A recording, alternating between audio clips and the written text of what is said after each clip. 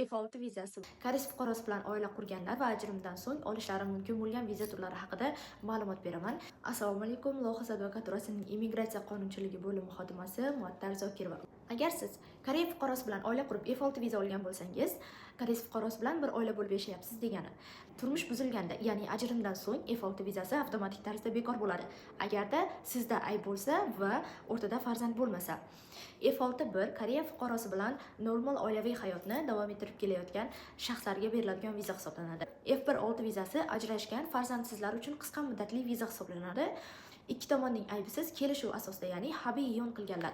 Sog'liq, mulk bo'linishi, oilaviy ishlar sababli 6 oydan 1 yilgacha uzaytirilishi mumkin. Maksimal qolish muddati 1 yilgacha bo'lib, qarzdorlik, da'volar va shunga o'xshash sud ishlari jarayoni uzoq davom etadigan bo'lsa, F6 vizasidan keyin J1 vizasiga sud bo'layotganligi sababli topshirish mumkin. F6 vizasi ajrashgandan so'ng farzandni parvarishlayotgan ota yoki onaga beriladi. Agar sizda farzand qolgan bo'lsa, bu vizani olsangiz bo'ladi. Agar farzandsiz bilan birga qolmagan bo'lsa, sud orqali uchrashish huquqini talab qilasiz va shu orqali vizangizni saqlab qolishingiz mumkin. F6 vizasi koreys fuqarosining aybi bilan bo'lgan ajrimlar uchun beriladi. Bunda er yoki ayolning xiyonati, beparvoligi, zo'ravonligi sabab sudga ariza beriladi. Sudga topshirilayotganda dalillar juda ham muhim hisoblanadi. Shuning uchun F6 vizasiga murojaat qilmoqchi bo'lganlar, agar oilangizda tazyiq, zo'ravonlik, beparvolik, xiyonat holatlari uchrayotgan bo'lsa, bunga tegishli dalillarni to'plab borishingiz shart.